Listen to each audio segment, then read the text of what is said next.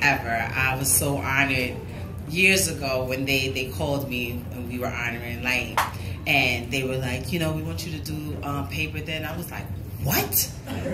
Are you serious? Like, I was in the mirror and I was practicing and I was trying to make sure that I had everything right. And I just always respected how she was her.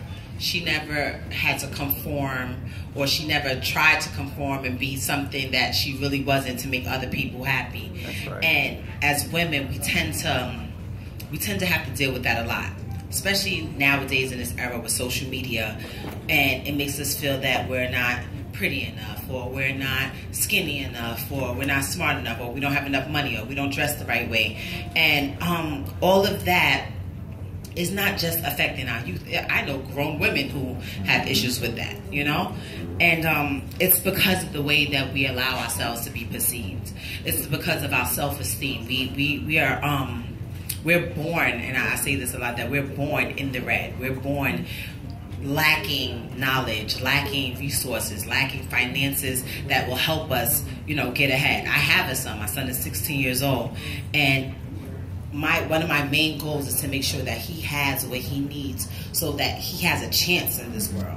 A lot of times people say, well, if I would have this, or if I would have that, how are you going to get this? You know, my mom, she didn't have anything. My mom's mom didn't have anything. Her mother didn't have anything. So at some point, we have to set ourselves up so that we, at least if we can't be okay, our children can be okay.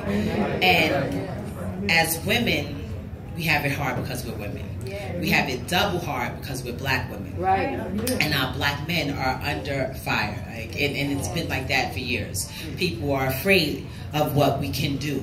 People, and anything that we try to do, I don't care what sport you name it, it ain't just basketball. Put us in golf, we're gonna be good in that. Put us in there, we're gonna excel in it. Put us in some tennis, you see what happened over there. So, you know, anything that we put our minds to, we're gonna excel in it, we're gonna be great. But you have to have the resources. People, speaking of someone like tennis, you may not have been able to see a Serena Williams had her parents not been able to, you know, sacrifice what they did to put her through it.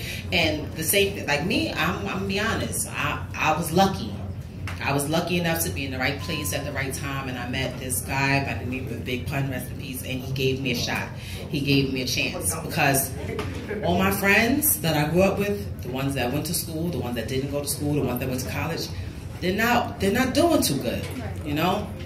Anything that you could think of that's bad that could have happened to you, it's happened to me. And I've had people time and time again tell me, you're not going to be this, or you can't do this, or you just was in jail for so-and-so many years, you can't come. If you listen to what people tell you can't do, you will never, ever see your full potential.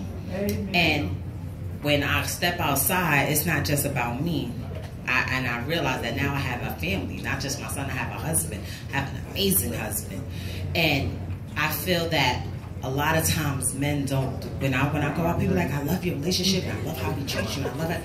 As women, it's great to be an independent woman. It's a wonderful thing to get your own, take care of your kids. Again, we have to let our men be men. We have to let them be what they, I have an amen.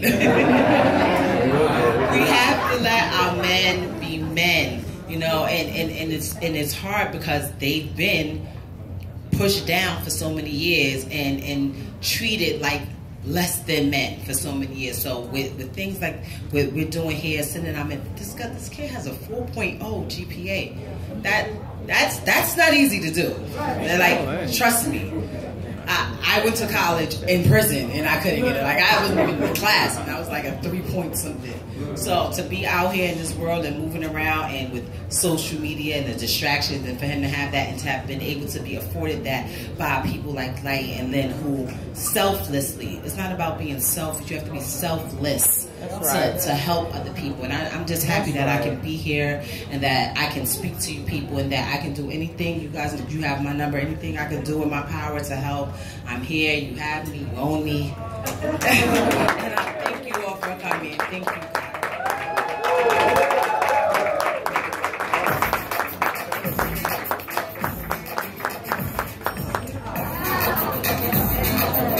You heard that? That was Remy Ma.